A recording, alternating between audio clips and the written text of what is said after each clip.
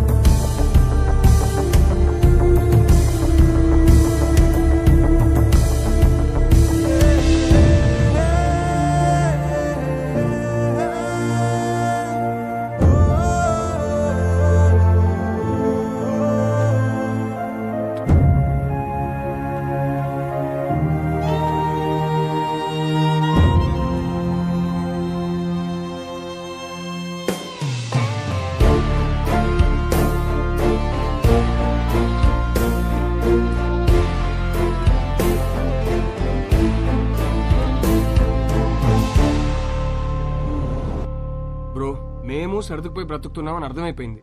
ఇంకేదో దారి ఉందన్నావుగా, అది చెప్పి చావచ్చుగా. అది చెప్తే అర్థం కాదు, ప్రూవ్ చేయాలి. అది ప్రూవ్ చేయాలంటే నా పక్కన విభా ఉండాలి. ఇన్నిసార్లు ఫోన్ చేసి ఫోన్ ఎత్తలేదంటే తను మళ్ళీ హర్ట్ అయి ఉంటుంది. తను హర్ట్ అయితే వచ్చి మొహం పైన జోకులేస్తుంది. అది జరగలేదు కాబట్టి నాకు ఇంకా హోప్ ఉంది. సరే, మాకు టైం అవుతుంది. పక్కనే పెళ్లికి వెళ్తున్నాం. నిన్నెక్కడ డ్రాప్ చేయాలో చెప్పు. ఎవరి పెళ్లికి బ్రదర్? మేఘా, హర్ష. మేఘా నీకేమవుతుంది?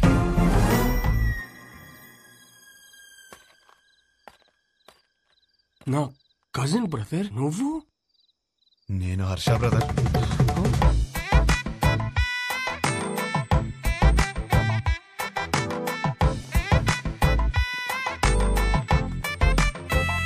నానా, ఏంటి నాన్న నీ ప్రాబ్లము?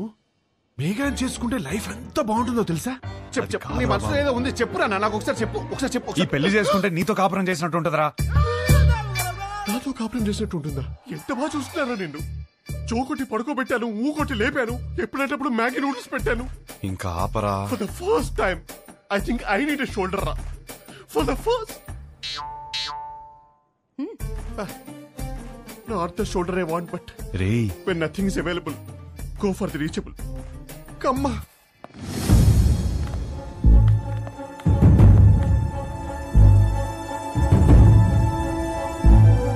నీకు విభా తెలుసా?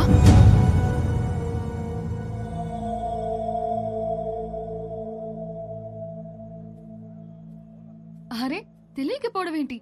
ఎంత పెద్ద స్టాండప్ కమెడియన్. పెళ్లికి సంగీత్లని చాలా boring. This time it's standup time.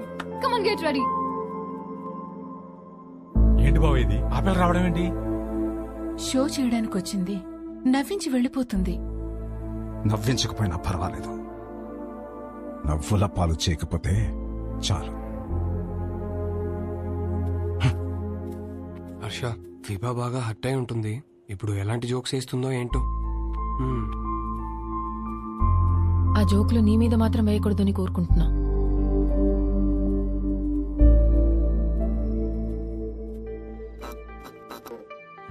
Indian హిస్టరీలో, జాగ్రఫీలో, ఫిజిక్స్ లో, కెమిస్ట్రీలో ఫర్ ద ఫస్ట్ టైం పెళ్లిలో stand up. This is Vibha. Congratulations to the bride and groom. Thank you. మా బతుకు బస్ స్టాండ్ అవ్వకుండా కాపాడేదే మొగుడు పెళ్ళాల జోక్స్. అమ్మా తల్లి, మామే జోకులు వద్దమ్మా. అరే వద్దమ్మా. వద్దా? వద్దు. సరే, నా గురించి చెప్తా. నా లైఫ్ లో నన్ను బాగా ఇన్ఫ్లుయెన్స్ చేసిన ఒక వ్యక్తి ఉన్నాడు. అతని పేరు సుబ్బు. మా నాన్న. మీరు అనుకున్నది కరెక్టే, తన పేరు సుబ్రహ్మణ్యమే. కానీ నా కథ వింటే సుబ్బు అని పిలవడమే ఎక్కువ అని మీరే ఫీల్ అవుతారు. రియల్లీ అంత టార్చర్ పెట్టాడు. ఇదే మాట సుబ్బుని అడిగాను అనుకోండి, వీడొద్దు వాడొద్దు అని నేనే టార్చర్ పెట్టానంటాడు. మరి పెళ్లి కొడుకుల్ని పేక ముక్కల్లా చూపిస్తూనే ఉన్నాడు.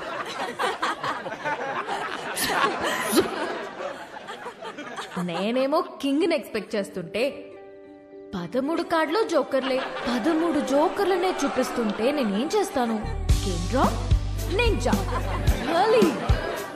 అప్పుడొచ్చాడు నా రాజకుమారుడు.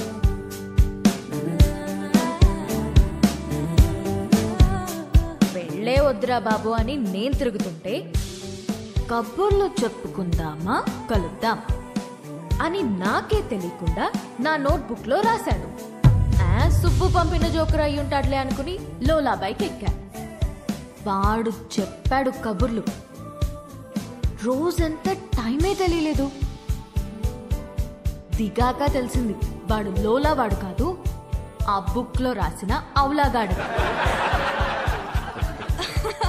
సుబ్బు పంపిన వాడికి అంత బుర్ర ఉండదే అనుకుని దమ్ముంటే కలువన్నాను. వాడి సంగతి తేల్చేద్దామని రమ్మన్నా. పెళ్లి విషయంలో నాకున్న భయం పోవాలంటే యూ నీడ్ అ హోప్ అని నా కోసం పింక్ బలూన్ పెట్టాడు. హోప్ అంటే ఎంత బలంగా ఉండాలి. బలూన్ ఇచ్చాడు. అదే ఆలోచించుకుంటూ సిటీ మొత్తం తిరిగాను. అప్పుడు తగిలాడు ఒకడు. చుట్టూ పొదలు, మనుషులు లేరు. వెన్నులో వణుకు మొదలైంది. ఏం కావాలరా అని అడిగితే ఒక్క ఛాన్స్ ఇమ్మన్నాడు. ఎలాగో ఎస్కేప్ అయ్యి ఇంటికొచ్చాను గాని వణుకు మాత్రం తగ్గలేదు. ఎవరితోనైనా మాట్లాడితే భయం పోతుందని కాంటాక్ట్ లిస్ట్ మొత్తం వెతికాను. ఎవరికే చేయాలనిపించలేదు. సుబ్బుకి చేద్దామంటే అక్కడికి ఎందుకు వెళ్ళావు, అక్కడేం పని నీకు అని మొదలెడతాడు. నా సిచ్యువేషన్ని అర్థం చేసుకోడు. సడన్ గా ఒంటరిగా ఉన్నానని అనిపించింది. కాంటాక్ట్ లిస్ట్ లో ఎన్ని వందల పేర్లు ఉన్నాయని కాదు, అవసరమైనప్పుడు మన ఎమోషన్స్ ని షేర్ చేసుకోవడానికి మనకంటూ ఒకడు ఉండాలి. అందుకే పెళ్లి చేస్తారేమో. అప్పుడొచ్చింది మెసేజ్ వాడి దగ్గర నుండి, calm down, you're not alone అని. ఆ ఒక్క మాట నాకు ధైర్యాన్ని ఇచ్చింది.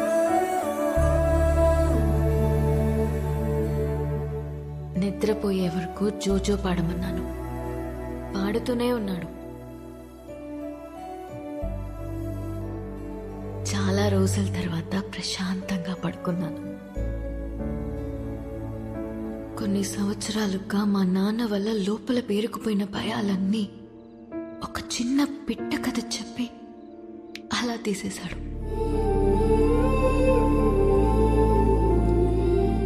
కనిపించకుండానే ఒక కాపురం చూపించాడు. కలుద్దామనుకున్నా. మా నాన్నకి హీ ఈజ్ ద వన్ అని చూపించాలని వెయిట్ చేశాను. అంతలోనే మా నాన్న షాక్ ఇచ్చాడు. వాడికి పెళ్లి అని.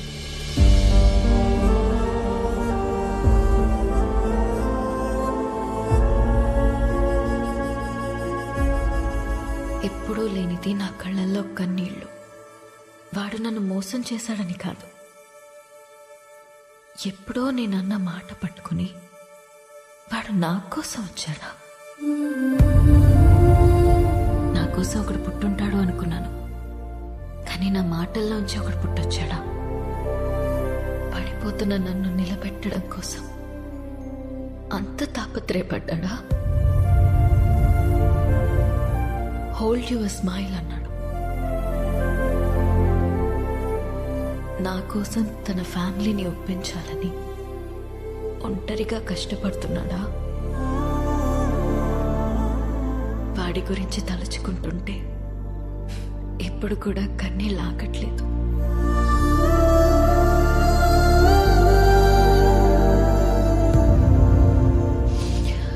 ఇప్పటికిప్పుడు వాడిని హక్ చేసుకోవాలనుంది,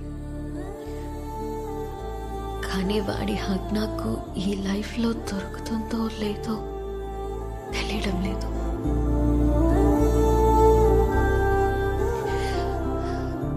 గత మధ్యలో ఆపేస్తున్నందుకు క్షమించండి.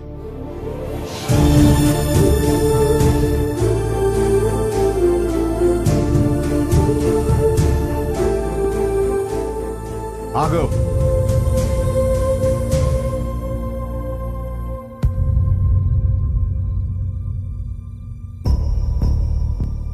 ఆగాను, చెప్పండి. వెళ్ళి పెళ్లి చేసుకుంటావో ఏం చేసుకుంటావో నీ ఇష్టం. ఎలాగైనా బతుకు. ఇక నీకు మాకు ఏ సంబంధం లేదు. కానీ వెళ్లే ముందు అమ్మాయికి సారీ చెప్పేసి వెళ్ళు.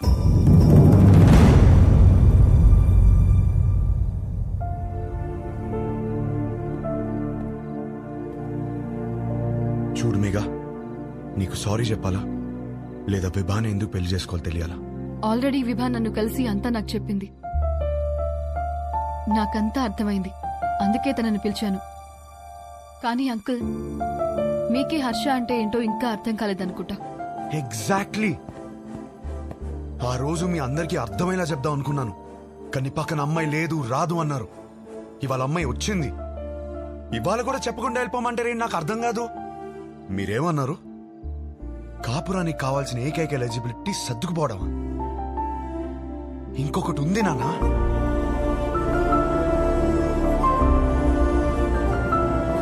విభా మాటల్లో కనిపించిందే రొమాన్స్. అది అస్సలైన ఎలిజిబిలిటీ. విభాన్ కలిసి మొదటి రోజే అడిగేసింది, what you expect from my married life అని. నేనేదోలా ఏదేదో అనేసాను. లవ్ అని కూడా అన్నాను. కానీ ఆ తర్వాత తెలిసింది లవ్ కన్నా గొప్పది రొమాన్స్ అని.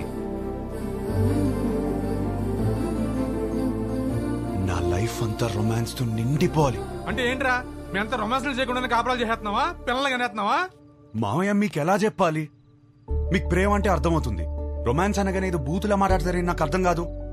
రొమాన్స్ అంటే గదిలోకి వెళ్ళి తలుపులేసేసి 10 నిమిషాలు ముగించే పని కాదు. రొమాన్స్ అంటే ప్రేమని చూపించడం. ప్రతి ఒక్కళ్ళు ప్రేమిస్తున్నానని చెప్పేవాళ్లే, కానీ ఎంతమంది ఆ ప్రేమని చూపిస్తున్నారు? ఎరా, ఎవరు చూపించట్లేదని ఎట్లా అంటావు? మేము చూపిస్తున్నాం ఇక్కడ. ఏంటి సార్, ఏంటి సార్, ఏంటి సార్, ఎలా చూపించారు? గిఫ్ట్ తెచ్చి తీసుకో అని టేబుల్ మీద పడేశారు, అలానా? కాస్ట్లీ గిఫ్ట్ ఇచ్చారని మీరు పొంగిపోవడం కాదు సార్. దగ్గరికి వెళ్ళి ఆవిడ పొంగిపోయేలా ఇవ్వటంలో ఉంది ప్రేమని చూపించటం. అప్పుడు 10 రూపాయలు గిఫ్ట్ ఇచ్చినా సరిపోతుంది. పెద్దవాళ్ళతో ఏంట్రా ఆ మాటలు? మాకు ఆ మాత్రం తెలీదా? మొగుడు పక్కనున్నంతసేపు కోట్లు సంపాదించు, లగ్జరీ కావాలంటారు. సంపాదించడానికి వెళ్తే నువ్వు పక్కన లేవంటారు. కాస్త ప్రేమని చూపించడం తెలిస్తే రెండిట్లో ఏదో లగ్జరీ అని తెలుస్తుంది కదా. లేదా అన్ని ఒకరి దగ్గర దొరకవని స్టేట్మెంట్లు ఇస్తారు.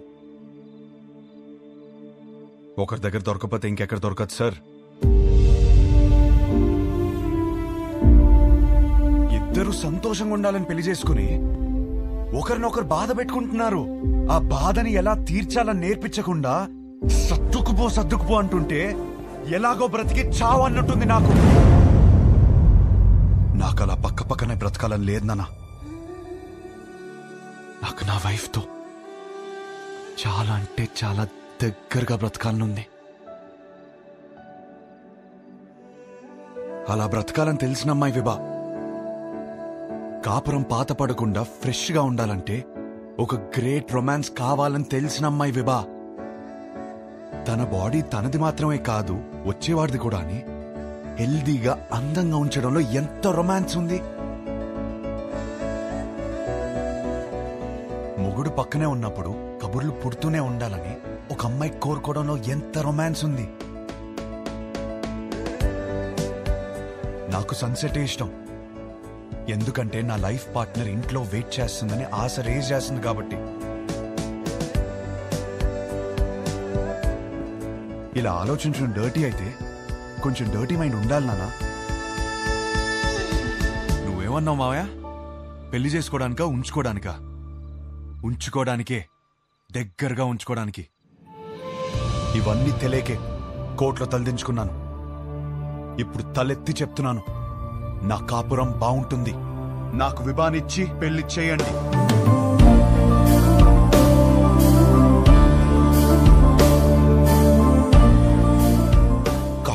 ఇప్పిస్తాడనుకుంటే మెడపట్టేసుకున్నాడేమిటి?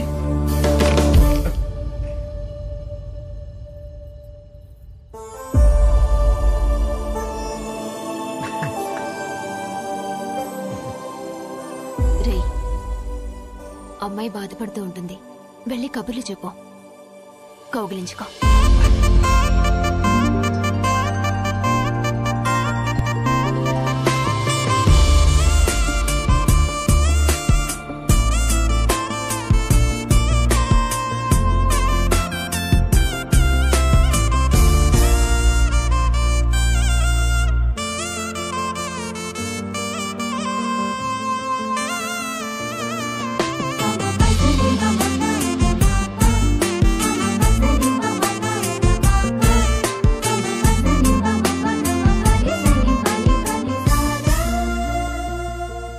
అమ్మ కౌగిలించుకోమంది, ఇంకా కబుర్లు చెప్పుకోమంది.